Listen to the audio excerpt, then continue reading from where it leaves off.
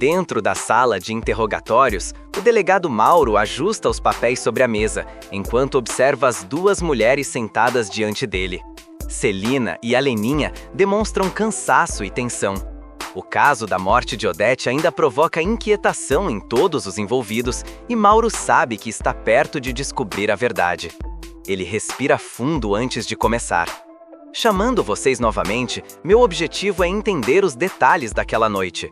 No depoimento anterior, vocês afirmaram que foram ao hotel onde Odete estava hospedada, mas chegaram e saíram em momentos diferentes. Eu quero confirmar isso, dirá Mauro, firme. Celina ajeita os cabelos, tentando parecer serena. É verdade, delegado. Fui ao hotel mais cedo. Queria conversar com a minha irmã, ainda que fosse difícil. Depois de tudo o que aconteceu com o Leonardo, havia muita mágoa entre nós, responderá Celina. O delegado anota algo no bloco e a encara. Odete havia reassumido o filho, certo? Perguntará Mauro. Sim, depois que a Heleninha encontrou o Leonardo, ela não teve escolha. O escândalo foi grande demais para continuar mentindo. Mas mesmo assim, ninguém esqueceu o que ela fez, explicará Celina. Heleninha, cabisbaixa, fala com voz embargada. Minha mãe dizia que queria reparar os erros, mas o mal já estava feito. O Leonardo passou anos escondido, isolado num sítio, sem saber o motivo da própria rejeição. Ela só o trouxe de volta porque ficou com medo de ser desmascarada. O delegado observa atentamente o rosto das duas, percebendo a mistura de dor e ressentimento. Então, a discussão daquela noite foi sobre isso? Perguntará Mauro. Foi. Eu fui até lá para dizer que ela precisava contar a verdade publicamente, assumir tudo. Mas, como sempre, Odete se exaltou. Disse que eu estava querendo destruir o pouco de dignidade que restava à nossa família. Ela gritava como se fosse a vítima. Ela faz uma pausa, respira fundo e continua. Eu acabei me descontrolando. Disse coisas que não devia, mas saí do quarto sem encostar nela. Eu nunca seria capaz de machucar minha irmã. O delegado volta o olhar para Heleninha, que parece hesitar. E você, Heleninha? O que aconteceu quando foi ao hotel? Questionará Mauro. Ela entrelaça as mãos e suspira, como se revivesse o momento. Eu cheguei pouco tempo depois da minha tia sair. Queria conversar com minha mãe, mas o clima já estava pesado. Ela estava transtornada, chorava e dizia que a vida dela tinha acabado. Quando tentei me aproximar, ela me empurrou, dizendo que eu era culpada de tudo, por ter trazido Leonardo de volta. O delegado observa com atenção. E o que você fez então? Perguntará Mauro. Gritei, disse que ela era cruel, que nenhum segredo valia tanto quanto a vida de um filho. Eu estava fora de mim, mas saí chorando. Não fiz nada contra ela. O delegado faz uma breve pausa e cruza os braços. É curioso.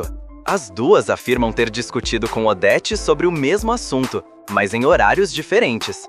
Porém, segundo o relatório do hotel, os funcionários ouviram gritos e barulhos vindos do quarto em 2 momentos distintos, com intervalos muito curtos. Parece improvável que vocês não tenham se cruzado.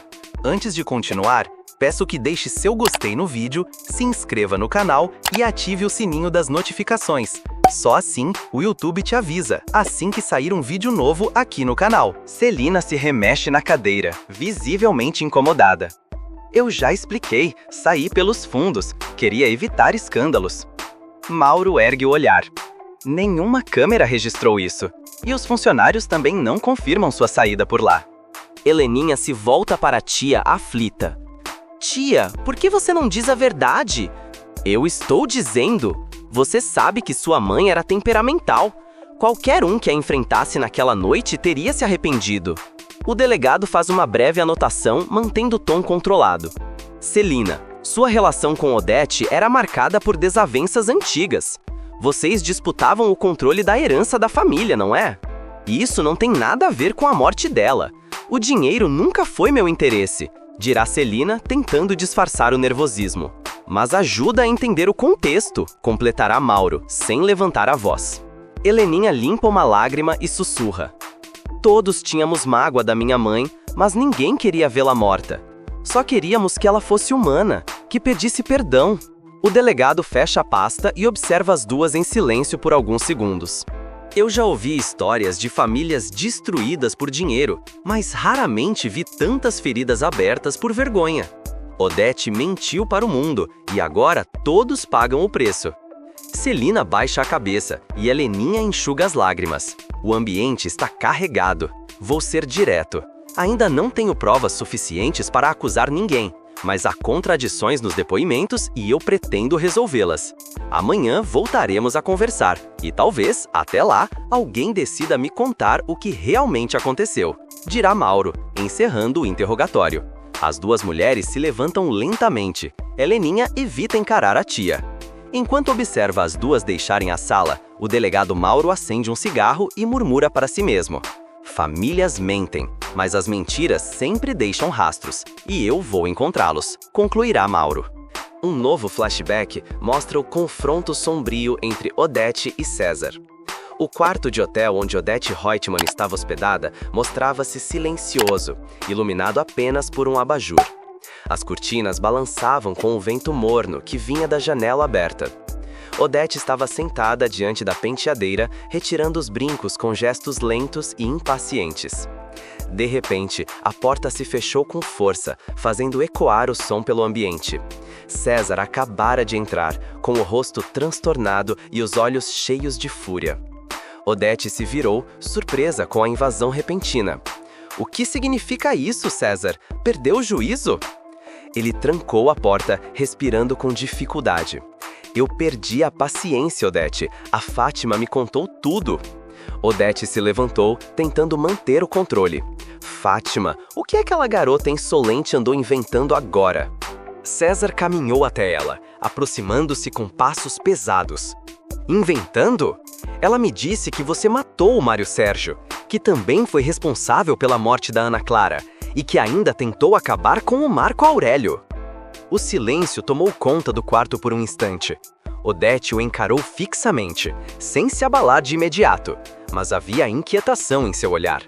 Essa menina é uma mentirosa, como a mãe dela, sempre precisando de atenção, sempre dramatizando. Você realmente acredita nessas histórias absurdas? César deu uma risada amarga e balançou a cabeça. Acredite, Odete, eu não duvido mais de nada vindo de você. Depois de tudo o que vi, tudo o que ouvi, não me surpreenderia se fosse verdade. Ele se aproximou ainda mais, encurralando-a contra a penteadeira. Fala, foi você, não foi? Você matou todos eles para proteger seus segredos e seu maldito império. Odete manteve-se firme, mas sua voz agora soava mais dura. Você está delirando. Eu nunca precisei matar ninguém. Se essas pessoas morreram, foi porque eram fracas, e eu não me misturo com fracassados. O olhar de César se endureceu. Ele deu um soco na parede ao lado dela, fazendo-a recuar levemente. Você é doente, Odete, um monstro. Tudo que toca acaba destruído. Ela o fitou de volta, sem recuar. E você é um covarde. Vive à sombra do meu nome, do meu dinheiro, da minha influência. Se não fosse por mim, estaria perdido. César se aproximou mais, o rosto quase encostando no dela. Se você pensa que ainda me controla, está enganada. Eu não vou ser o próximo a morrer por causa das suas loucuras. Odete arqueou uma sobrancelha e esboçou um sorriso provocador. O próximo? Está com medo de mim, César? Ele riu sem humor. Eu sei do testamento. Sei que, se você morrer, eu fico com metade da fortuna. E é justamente por isso que você não vai me deixar em paz, não é? Ela cruzou os braços e o observou com arrogância. Metade da fortuna, sim. Mas sem mim, você não saberia administrar nem um tostão. Você precisa de mim tanto quanto me odeia. É isso que te destrói. César a encarou fixamente. Depois, segurou o braço dela com força. Cuidado, Odete. Ela se soltou bruscamente. Está me ameaçando agora? Não, estou te avisando. Os dois ficaram frente a frente, respirando pesadamente. Odete virou-se de costas, caminhando até a janela. Saia daqui, César. Eu tenho horror a covardes. E você é o maior de todos. Ele caminhou lentamente até a porta, mas antes de sair, olhou para ela com um brilho sombrio nos olhos. Talvez um dia alguém tenha coragem de fazer o que todos têm vontade. Odete o observou sair, mantendo a postura firme, mas uma sombra de inquietação tomou conta do seu rosto. A porta se fechou e o som ecoou como uma sentença. O flashback mostra o reflexo de Odete no espelho, um semblante forte, mas que agora revelava medo. A luz piscou, o vento soprou com mais força, fazendo as cortinas balançarem como se anunciassem o que estava por vir. O flashback se encerra, deixando um mistério no ar. César apenas a ameaçou ou cumpriu o que prometeu?